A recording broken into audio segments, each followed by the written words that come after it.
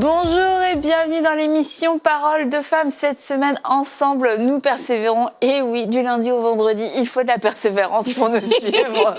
Mais non, je sais que c'est une joie pour vous et c'est une joie pour nous. Peut-être qu'il faut de la persévérance à Aurélie et Nadine, par contre, peut-être pour être avec moi du lundi au vendredi. Qu'est-ce que tu dis, Annabelle? Oh, elles sont gentilles. Elles sont gentilles, bah tant mieux parce que vous n'avez pas le choix. Vous n'avez pas le choix, mais merci quand même.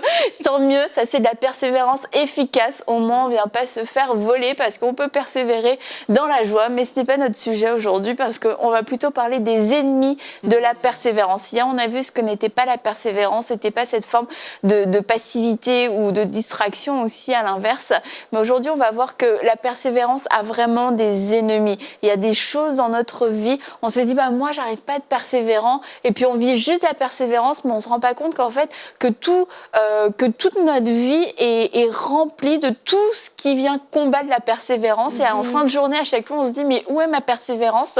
En fin de journée, bah, en fait, c'est que ta persévérance, elle a été mangée, elle a été dévorée par tous ces ennemis. Et c'est pour ça que c'est important de les identifier parce que la persévérance, c'est un ensemble, en fait. Et lorsque on veut juste, je veux juste être persévérant, mais qu'on ne veut pas, on reconnaît pas les amis de la persévérance dont on va parler demain, mais qu'on ne reconnaît pas non plus les ennemis de la persévérance, on va se retrouver tous les jours un petit peu au dépourvu et on va se dire mais je comprends pas, pourtant moi je veux être persévérant, je déclare la parole, etc. Donc c'est pour ça, nous allons être des femmes intelligentes, nous allons être des femmes sages aujourd'hui, on va utiliser cette intelligence que le Seigneur nous a donnée pour démasquer ces ennemis qui viennent bien trop souvent nous voler, qui viennent voler la persévérance, mais aussi d'autres choses. Donc, le premier ennemi qu'on va pouvoir abattre, et on en a parlé déjà un petit peu hier, c'est l'ignorance. C'est difficile d'être persévérant si nous sommes dans l'ignorance, à la fois l'ignorance de nos droits, l'ignorance de notre autorité, l'ignorance de notre appel, l'ignorance de la volonté de Dieu, l'ignorance de la vision dans laquelle on est. Si on ne sait pas qu'on vit dans un monde de confusion, bah, ça va être difficile de persévérer parce qu'on ne sait même pas par où commencer, on ne sait pas quel chemin prendre. Mais quand on parle de persévérance, quand on parle d'ignorance, en fait, j'ai même à cœur tout de suite de parler, même pas, oui, c'est sûr qu'il faut qu'on connaisse les projets que Dieu a pour nous, qu'on connaisse notre statut, mais des fois, juste dans le day-to-day, dans la vie de tous les jours, juste l'ignorance de ton point d'arrivée, juste l'ignorance de, voilà, si tu n'as pas de but dans la vie, ben c'est clair que ça va être difficile pour toi de persévérer. Et c'est important, je crois, qu'on puisse se donner même nous-mêmes, qu'on ait une vision, qu'on ait un objectif, même quand on parle par rapport au mariage. Si dans mon cœur, je sais que le projet de Dieu pour moi, c'est un couple épanoui, donc dans ma vie de tous les jours, je vis en fonction que ma maison doit être un havre de paix. Donc des fois, on peut même ignorer ce genre de choses-là. Donc ça veut dire que dans des choses de tous les jours, on va vite se décourager, on va vite avoir une parole déplacée parce qu'on n'a même pas la persévérance de vivre, de travailler notre caractère, de vivre quotidiennement quelque chose de bien, parce qu'on n'a pas l'objectif de c'est quoi ce que ça doit avoir l'air. Et je crois que ça s'applique peut-être dans le couple, mais même dans les études. Si tu n'as pas l'objectif de ta carrière finale, l'objectif de ton diplôme, ben, est-ce que tu auras la persévérance de faire tes cours, tu auras la persévérance d'étudier, tu auras la persévérance de faire tes travaux? Donc, c'est un petit peu ça. Des fois, c'est l'ignorance dans le point de vue spirituel par rapport à si on ignore notre identité, si on ignore notre position d'autorité en Christ, mais c'est aussi dans la vie de tous les jours, si on ignore le but final, ben, du coup, ça ne sert à rien et c'est comme ça qu'on va on va manquer de persévérance dans les projets parce que ben, de toute façon, on ne sait même pas ce qui nous attend derrière. Mais c'est important, je crois, on a parlé hier de la vision et pour persévérer, c'est important de se dire, OK, c'est quoi le but final? Où est-ce que je m'en vais? C'est quoi la photo de la fin? Ça me permet à ce moment-là, tous les jours, de travailler dans cette persévérance. Et tu parles de scolarité, et merci Nadine, parce que ça me fait penser que hier, j'avais cette pensée qu'il y avait quelqu'un qui subissait totalement sa scolarité. Et je veux juste t'encourager à ne plus subir, à dire, bah, de toute façon, il faut que j'aille à l'école, il faut que je fasse ces cours. Et finalement, tu fais le strict minimum, voire rien, et tu vis l'échec, et tu te dis, l'école, ça sert à rien, etc. Mais je t'encourage à devenir acteur dans ta scolarité, à choisir la meilleure attitude, décider de travailler, d'apprendre et d'entreprendre dans tes études. Et tu ne seras plus dans cette situation de victime et tu seras plus non plus du coup dans cette situation d'échec. Et tu vas commencer à vivre le succès dans l'école, dans toutes tes entreprises. Tu vas commencer à réussir et ce sera beaucoup plus réjouissant pour toi. Tu auras un plus grand sentiment d'accomplissement que là, être en train de subir juste parce qu'il faut aller à l'école. Si tu choisis de changer ton attitude, tu vas voir des résultats différents et toi-même, tu seras différent. Donc, merci Nadine de m'avoir rappelé cette parole qui vient de sauver la scolarité de quelqu'un quand même. Le cursus scolaire. On parle d'ignorance aujourd'hui et vraiment, l'ignorance, c'est quelque chose de terrible. Parce que quand on est ignorant, il y a des cartes qu'on ne va pas jouer en fait. Tout simplement parce qu'on ne connaît pas ces cartes-là. Et toi, Nadine, tu parlais de la vision. Tu parlais, exact, c'est vrai. Tu parlais de différentes choses, etc. Mais parfois, on est dans des situations et on ne connaît pas la cause qui nous a mis dans ce problème-là. Et vraiment, par cette intervention, je veux encourager vraiment les personnes à prier pour que le Seigneur révèle des choses cachées. Parce que ces choses cachées, c'est des choses dont on ignore. Et parfois, ça crée beaucoup de dégâts. Et puis, ça fait même rester dans des situations. Ça fait qu'on manque de persévérance, etc. Je pense à une histoire comme ça d'une dame que parce qu'elle est sortie de l'ignorance, c'était quoi son truc? C'était juste qu'il fallait aller demander pardon à quelqu'un. Et dès qu'elle a demandé pardon, sa situation, en fait, avait été comme réglée. Tu vois? Et là, depuis tout ce temps, elle se battait. Et c'est ce que ça produit, l'ignorance. C'est que ça t'empêche de jouer des cartes. Ça t'empêche de tenir, d'être persévérant lorsqu'il faut encore que tu tiennes. Ça t'empêche, en fait, d'avoir la révélation qui te permet d'aller plus loin dans ta persévérance ou dans la situation par laquelle tu es en train de passer. Donc vraiment, l'ignorance, c'est pas quelque chose à banaliser. J'encourage vraiment à se placer devant Dieu et que le Seigneur révèle les choses cachées, les choses qu'on ignore, les choses qu'on n'a pas pris le temps de comprendre. On parlait de vision tout à l'heure. Quelqu'un peut ne pas connaître sa vision. Et là, il faut se mettre devant Dieu pour dire, Seigneur, montre-moi ces choses cachées. Je ne veux pas vivre dans l'ignorance, je ne veux pas rester là-dedans parce que l'ignorance va nous empêcher de jouer vraiment des très bonnes cartes sur ce chemin de la persévérance. Juste pendant que tu parlais, il y a cette pensée. En fait, avant l'émission, ce verset était montré dans mon cœur, mais je me disais, ça n'a pas rapport. Mais maintenant que tu parle avec assurance, Nadine. Je parle avec assurance et je dis, la Bible dit que le salut, les projets échouent faute de conseillers. Et tu parles d'ignorance et j'ai vraiment dans mon cœur qu'il y a des gens, vous vivez des situations difficiles, vous êtes en train de vouloir lâcher parce que vous avez persévéré. Et là, c'est comme ça fait trop longtemps, mais en fait, c'est juste que vous avez besoin de conseillers, de bons conseillers, en fait, pour vous donner les bons outils, pour vous éclairer, pour que ce projet puisse prendre naissance, puisse naître, en fait. Et c'est ça, et ces conseillers, c'est peut-être pour quelqu'un, c'est peut-être pour son couple qui veut lâcher, mais en fait, c'est juste que vous avez persévéré par votre propre moyen, par votre propre raisonnement, mais vous avez peut-être besoin de rencontrer quelqu'un qui va vous conseiller par rapport à votre couple. Peut-être pour quelqu'un d'autre, c'est dans les affaires, c'est peut-être dans un projet d'affaires, peu importe. Mais vraiment, je sens qu'il y a des gens, vous avez persévéré par vous-même et vous arrivez à un point où est-ce que vous voulez lâcher, mais en fait, c'est pas un problème de persévérance, c'est juste un problème de conseil. Vous avez besoin maintenant de marcher sur votre orgueil, entre guillemets, et de demander de l'aide, de tendre la main, de dire j'ai besoin d'aide et Dieu va pouvoir utiliser des gens pour venir vous parler, en fait. Et tu parles de couple et ça m'a étonné en fait à chaque fois que j'ai entendu ça, des couples qui passaient par des difficultés et puis qui finalement s'en sont sortis et tu leur dis mais quand ils racontent leur parcours, ils te disent tout le monde nous a dit d'abandonner, tout le monde nous avait dit de divorcer et là un jour, ils ont rencontré quelqu'un ou ils ont entendu un message pour la première fois de foi qui leur disait « N'abandonnez pas, n'abandonnez pas, il y a encore l'espoir, Dieu peut le faire, Dieu peut faire un miracle. » Tu dis « Mais vous étiez où ? Enfin, sérieux, vous étiez où ? Vous étiez avec qui ? Parce que c'est des gens qui marchaient avec le Seigneur. Et pourtant, on leur avait dit, semblerait-il, à plusieurs d'entre eux, non, bah, c'est vrai, c'est compliqué votre histoire, ce serait mieux de divorcer. Tu te dis, bah mince, tout ça parce que tu ne connaissais pas le Dieu de la Bible, tu ne connaissais pas ce que les promesses de la parole et tu t'es fait dire des conseils que tu pensais être inspirés, mais c'était des conseils d'échec, des conseils de découragement, des conseils d'abandon, des conseils humains.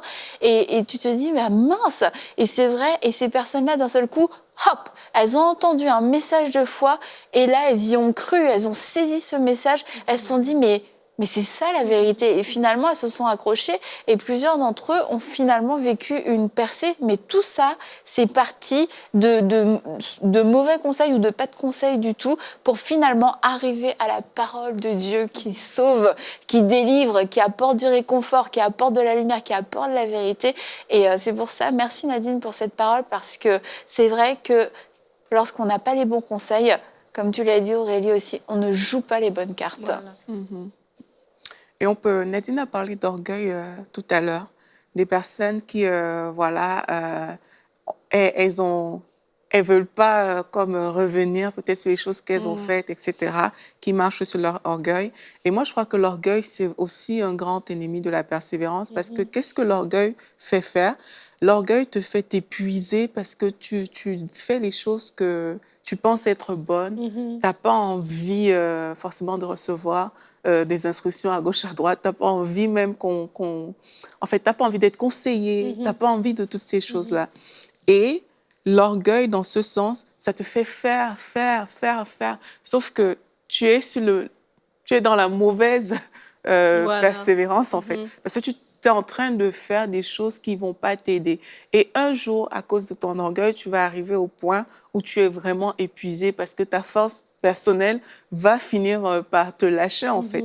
Donc, en ce sens-là, vraiment, quand je pense à l'orgueil, je pense même aux personnes qui ont commencé des choses, mais parce qu'elles sont déjà dedans et très avancées, elles refusent de faire le pas en arrière, en fait, pour revenir, et en se disant « Ah non, je suis en train de persévérer, je suis sur ce chemin ». Mais ça, c'est pas la persévérance dont on parle. Persévérer, c'est aussi être capable de reconnaître que, OK, dans le chemin, je vais continuer d'avancer, mais pas dans la direction que moi, j'avais choisi, en fait, mais dans la direction qui me vient de Dieu, dans la direction qui vient d'un conseiller que le Seigneur a mis sur mon chemin. Et quand on choisit vraiment de faire taire cet orgueil-là, la persévérance devient, j'ai envie de dire, plus facile. Elle prend une bonne direction dans tous les cas et ça évite de tomber dans des cycles, en fait, qui n'ont pas lieu d'être parce qu'on n'a pas été conseillé. Et on va parler de ton ami Aurélie. Il nous a fait une vidéo, Abraham. Non. Oui, c'est cool. C'est cool. Et il nous a laissé quelques mots, en tout cas. Et je trouve que l'histoire d'Abraham, bon, c'est sans surprise, mais l'histoire d'Abraham, lorsqu'on parle de persévérance, c'est vraiment une histoire qui nous parle, mais à différents niveaux, parce que Abraham a dû combattre, a dû résister à beaucoup d'ennemis de la persévérance. C'est parce que l'histoire a duré longtemps, en plus. Ouais. Et du coup, tu sais, on parle de Job. Bon, Job, les études montrent que finalement, c'était une période assez courte où il a été vraiment éprouvé. Mais on voit que Abraham, avant de vivre sa percée, il s'est passé pas mal d'années. Tu sais, 100 ans, c'est long quand même dans une vie. Et Abraham a dû combattre contre l'ennemi du temps, a dû combattre contre les circonstances naturelles, a dû combattre contre le doute, a dû combattre contre l'échec, contre les erreurs. Et c'est vraiment des ennemis qui peuvent se dresser sur notre chemin contre la persévérance. Et on va voir ce que Dieu a fait finalement. Parce que c'est Dieu qui l'a fait. Et c'est ça qui est vraiment encourageant, je trouve, dans l'histoire d'Abraham. Je relisais encore l'histoire d'Abraham. Je me dis, mais c'est merveilleux à quel point Abraham était dans la foi, mais il n'était pas dans une alliance de grâce, mais tu as l'impression qu'il avait déjà comme une révélation de la grâce, parce qu'il était très... Comprenez bien ce que je veux dire, en tout cas ne le comprenez pas mal, s'il vous plaît, mais il était très humain, en fait, Abraham, dans ses raisonnements, il était très humain dans sa façon de voir certaines choses, de comprendre certaines choses, et pourtant, on voit que malgré ça, Dieu l'a fait, et je me dis, Abraham est celui qui aujourd'hui est appelé le père de la foi. Et finalement, tu te rends compte, la foi, la persévérance, c'est pas si compliqué que ça. C'est avant tout un amour pour Dieu, mais ça, on en parlera demain dans les amis de la foi. Mais tout ça pour en revenir à Abraham, un des ennemis qu'il a vraiment dû combattre, c'est le temps. Le temps qui passe. Tu as une promesse. Là, dans l'histoire d'Abraham, on sait que c'était la promesse d'avoir un fils. Et il y a beaucoup de femmes qui sont dans cette promesse, qui sont dans ce combat de la foi, dans cette persévérance. Et le temps passe. Au bout d'un mois, 2 mois, 3 mois, 1 an, tu dis, bon, encore, Dieu peut le faire. Mais ça fait 10 ans que tu attends, 10 ans. Peut-être qu'il y a eu des fausses couches entre-temps. Peut-être qu'il y a eu des faux espoirs. Et pendant 10 ans, on se dit, la promesse n'est pas encore là, le bébé n'est pas encore là. Est-ce que Dieu va encore le faire? Est-ce que c'est encore possible que Dieu le fasse? Ouais. Et dans la maternité, c'est vraiment un sujet tellement, tellement sensible parce que justement, c'est comment garder cette persévérance, garder cette foi lorsque tu as le doute, mais lorsque tu as aussi le regard des autres aussi qui devient un ennemi de ta persévérance. Ou est-ce que tu as l'opinion des autres, les statistiques des autres qui deviennent un ennemi de ta persévérance? Ou est-ce que tu vois les enfants des autres qui grandissent et tu te rappelles à toi-même, est-ce que ça va arriver? Ça devient aussi un autre ennemi et ça devient encore un pire ennemi parce que ça devient un langage intérieur, un dialogue intérieur. Alors, au lieu d'avoir le dialogue intérieur de la foi, ça devient le dialogue intérieur des circonstances, en fait, qui devient cet ennemi de ta persévérance alors que Dieu t'a parlé, alors que tu sais que le Seigneur te dit dans sa parole qu'il n'y a aucune femme stérile, aucune femme qui avorte. Ok, Seigneur, je m'approprie de cette promesse, mais les circonstances autour deviennent eux aussi des ennemis de notre persévérance. Et c'est pour ça que justement, dans la persévérance, c'est important de faire attention à ce qu'on écoute, de ce à quoi on se nourrit. Tu vois, Abraham, c'était justement, tu t'en parles tellement bien, il avait une révélation de Dieu que jusqu'aujourd'hui, nous, on cherche à l'avoir. Et je veux dire, il a cru, tu vois, il a cru et puis c'est tout, il a cru. Et je crois que vraiment aujourd'hui, plus que jamais, alors que tu parles de maternité, peut-être qu'on pourrait même prier pour ces femmes, de dire, OK, peut-être oui, les années passent. Oui, c'est vrai, moi j'avais une amie qui passait par une période comme ça où est-ce que elle cherchait à avoir un bébé. Et moi, je suis tombée enceinte avant elle. Et elle me dit, en fait, elle me dit, je suis contente pour toi, mais ça me rappelle encore ma souffrance, tu vois. Chaque mois, je me rappelle, en fait, mon échec. Et on a prié ensemble. Et aujourd'hui, elle a 3 enfants. Oh, wow.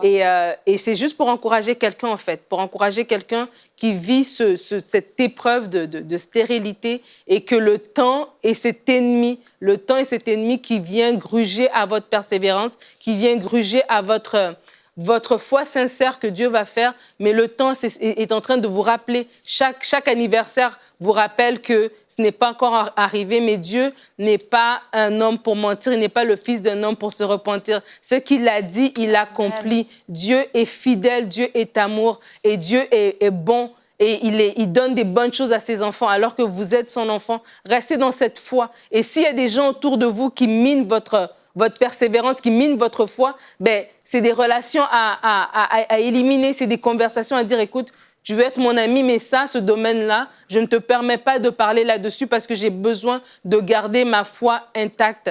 Et on va prier.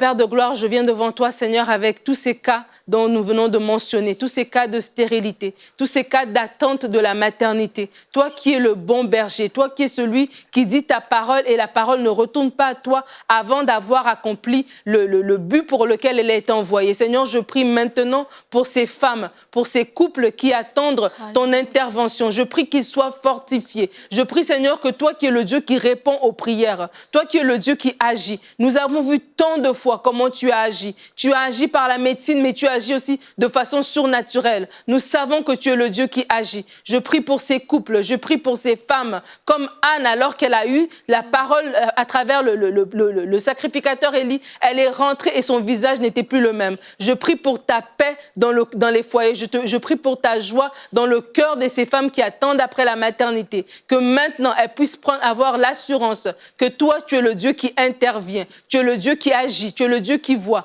Tu es celui qui est fidèle. Merci Seigneur, parce que tu vas nous donner d'entendre les témoignages de ta gloire, les témoignages de ton action dans les foyers, dans le nom de Jésus. Amen. Amen. Et l'ange de Amen. l'Éternel avait dit à Sarah, y a-t-il quelque chose d'étonnant de la part de Tu dis l'Éternel? les choses que je veux dire.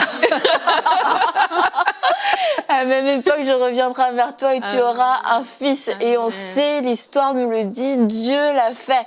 Donc Dieu le fait pour vous. Si vous avez des filles, Nadine, Aurélie, Annabelle, c'est des des bons prénoms de prénoms. choix, des suggestions.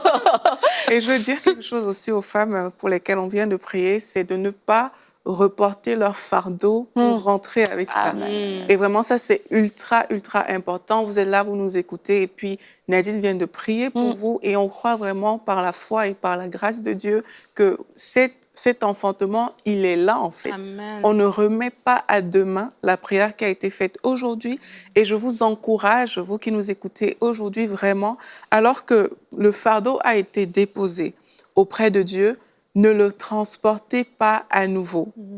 Faites le choix, lorsque l'épreuve du temps va vouloir venir parler à vos oreilles, vraiment faites le choix d'aller au pied de Dieu, là où ce fardeau a été déposé, et de rappeler à Dieu, mon fardeau est à tes pieds. Je refuse de le porter à nouveau. Je refuse de porter cette condition à nouveau. Je refuse de porter ces sentiments, ces pensées qui viennent juste me montrer la situation dans laquelle je suis. Mais vraiment, saisissons la prière qui a été faite aujourd'hui. Et comme Annabelle a dit, l'année prochaine, à la même époque, par la grâce de Dieu, on s'attend à voir des beaux petits-enfants et des miracles de Dieu. Vous nous envoyez vos témoignages avec les photos de vos bébés parce que ça, c'est trop beau. Ouais. C'est vraiment quelque chose que je crois que Dieu aime faire, mais que nous aimons particulièrement aussi comme témoignage. Donc, envoyez-nous vos témoignages de maternité. Montrez-nous vos petits bébés miracles que Dieu vous aura donnés. On attend, hein, c'est noté l'année prochaine à la même époque. Et pour en revenir à notre histoire d'Abraham et Sarah, aussi, je crois que quelquefois, un des ennemis de la persévérance, c'est le compromis, c'est de s'arrêter trop tôt. Parce que Dieu dit à Abraham, c'est Sarah, ta femme, qui te donnera un fils. C'est Dieu quand même qui le dit, tu vois, c'est Sarah. Non, c'est Sarah en fait qui va te donner un fils. Mais Abraham a déjà eu un fils qui s'appelle Ismaël. Il entend tout ça. Il se dit, ok, Dieu, oui, Sarah va te donner un fils. Et la Bible nous dit qu'il a ri dans son cœur, il dit comment est-ce qu'elle pourra encore me donner un fils et comment moi-même je pourrais encore donner un fils. Et du coup, Abraham, à ce moment-là, dit si seulement Ismaël pouvait vivre devant ta face, parce qu'il y avait déjà un fils qui était là, et quelquefois on veut s'arrêter trop tôt. Mais Dieu avait donné sa condition, il avait dit non, ce sera pas lui le fils, c'est pas lui le fils de la promesse, parce que là je suis en train de spécifier une nouvelle condition que toi, Abraham, t'avais pas compris, c'est que ce fils, ce sera le fils de Sarah aussi. Et du coup, toutes les conditions de Dieu n'étaient pas réunies pour dire ok, ça c'était vraiment la promesse que Dieu voulait accomplir. Et quelquefois, c'est ça, on veut s'arrêter trop tôt, ça ressemble un petit peu à la promesse, mais ça n'est pas la promesse. Il n'y a pas eu le côté miraculeux, le côté surnaturel de Dieu, la touche de Dieu. Mais on se dit, est-ce qu'il y aura encore un pas de foi à faire? Eh oui. Eh ben, il faut faire attention au chemin facile. C'est ça que j'ai envie de dire. C'est beaucoup de personnes ont engendré des Ismaël alors qu'ils devaient engendrer des Isaac. Et ça, c'est quelque chose qu'on doit faire attention à ça. C'est que quand la situation semble être facile et tout, on peut se contenter de « Ah, ok, mais j'ai déjà ça et puis ça va aller ». Mais là encore, c'est ce que tu appelles le compromis aussi. C'est comme Dieu, il n'en a pas encore fini. Donc, il faut qu'on laisse Dieu finir. Et justement, ça prend la persévérance de laisser Dieu terminer ce qu'il a commencé et marcher juste avec cette foi dont on parle, en fait, qui sait que, ok, voici ce que Dieu m'a dit. Je ne veux pas accepter un Ismaël. Même si Ismaël, c'est aussi un enfant, Ismaël aussi très bien, etc. Mais je ne veux pas accepter ça parce que ce n'est pas ce que le Seigneur m'a dit. Dieu, il m'a parlé d'Isaac et tant que je ne vois pas Isaac, ben, je continue à persévérer, en fait. Tant et aussi longtemps que ce sera Ismaël, ça veut dire que je ne suis pas encore arrivée là où le Seigneur me veut Et là, on doit continuer à persévérer. C'est ça, il ne faut pas se contenter de cette première étape. Bon, quand je dis première étape, ça sonne peut-être un petit peu dur en parlant d'Ismaël, qui était quand même un enfant, une personne. Mais c'est vrai, Ismaël n'était pas Isaac. Et quelque part dans son cœur, à cause de ce qu'Abraham dit, on comprend qu'il dit, mais si on s'arrêtait là, moi, ça me convient. Parce que la partie d'après, j'arrive pas à voir comment ça va être possible. C'est pas parce qu'il était de mauvaise foi, mais c'est parce qu'il voyait pas comment c'était possible. Il se dit, mais attends... 90 ans, 100 ans, excuse, mais bon, j'ai peut-être pas fait médecine, mais je comprends que là, on a quelques limitations quand même naturelles, et c'est de ne pas s'arrêter. Et ce qui est beau, c'est que même si Ismaël a vécu finalement, et Dieu a dit à Abraham, j'ai entendu ta prière, Ismaël va vivre, mais Isaac va naître aussi. Et c'est de ne pas s'arrêter parce que Dieu va susciter le Isaac d'une façon ou d'une autre. Et l'impatience, il faut pas être impatient aussi. Parce que l'impatience fait justement qu'on s'arrête à la chose qui semble être bonne de prime abord. Et sincèrement, c'est des choses qu'on voit même. Moi, je pense, par exemple, aux jeunes filles qui veulent se marier, par exemple. C'est que tu vois quelqu'un qui te semble être bien, mais il n'a pas peut-être les qualités que tu sais qu'il doit avoir. Mais comme il te semble être bien et que tu es impatient, ben voilà, du coup, tu ne persévères plus pour aller dans ce que le Seigneur a vraiment prévu pour toi. Mais c'est vraiment de savoir juste reconnaître, en fait, que je fais confiance à Dieu. Tout ce qui m'est arrivé dans la vie, vraiment de bon, si je suis encore vivante, c'est par la grâce de Dieu. Et tout ce qui va arriver dans ma vie sera par cette même grâce. Et la grâce de Dieu est puissante, la grâce de Dieu est forte, la grâce de Dieu dépasse les impossibilités et les limites qu'on peut voir dans la vie aujourd'hui. Donc, quand on se positionne comme ça, tout ce qui est impatience, tout ce qui va venir nous voler les choses que le Seigneur a prévues pour nous, on choisit de les mettre de côté parce qu'on avance avec assurance, en fait. On sait que la grâce de Dieu va parler en notre faveur. Et l'autosuffisance est aussi un ennemi, c'est l'autosuffisance qui va faire justement qu'on s'arrête parce que pour nous, c'est assez. Mais je crois que c'est important d'aller dans la prière et savoir, Seigneur, c'est quoi ton plan? C'est quoi ta vision pour moi? Parce que ça va faire que ma persévérance, elle n'est plus en fonction de mes calculs, en fonction de mon objectif à moi, mais il est en fonction de l'objectif de Dieu. Et peut-être que si j'y vais par mes propres forces, ma persévérance va m'amener ici, mais parce que c'est Dieu qui doit faire le travail et que je le laisse faire, c'est lui qui va être capable de m'amener jusqu'au point où est-ce qu'il a vraiment besoin de m'amener. Et je crois qu'on est dans un monde en ce moment de beaucoup de distractions et il y a beaucoup d'entre nous qui devons prendre le temps d'arrêter d'écouter les distractions, d'arrêter d'écouter qu'est-ce que l'opinion de mon ami, de ma voisine, etc., qui va me dire, non, toi, c'est bon, tu peux t'arrêter là, mais de dire, non, qu'est-ce que Dieu dit par rapport à moi? Et c'est ça qui va être l'essence, dans le sens du carburant, qui va pouvoir propulser justement cette persévérance-là. Mais si on ne le fait pas, du coup, les années vont nous passer, les mois vont nous passer, les jours vont nous passer, les gens peut-être de l'extérieur vont se dire, tiens, t'as bien fait, ou t'es allé jusque...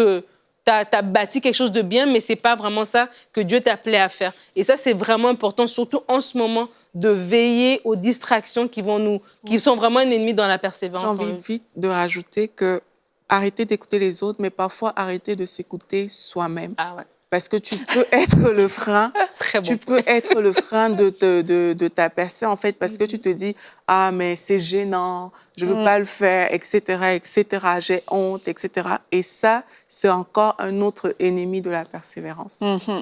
Eh bien, merci beaucoup, les filles. Mais demain, on va parler d'amitié, les amis de la persévérance. On va découvrir quels sont ces amis de la persévérance, ces choses qu'on doit identifier dans nos vies et auxquelles on doit s'attacher.